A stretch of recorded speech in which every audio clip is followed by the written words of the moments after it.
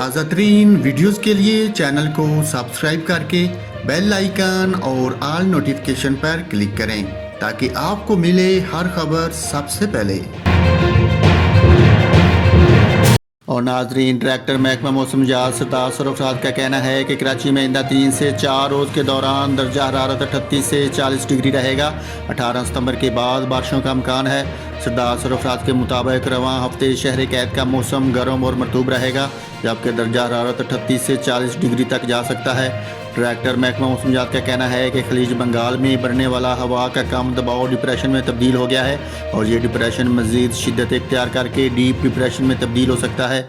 उन्होंने बताया कि सिस्टम के तहत बलाई और ज़री सिंध समेत जनूबी पंजाब में भी बारिशें हो सकती हैं।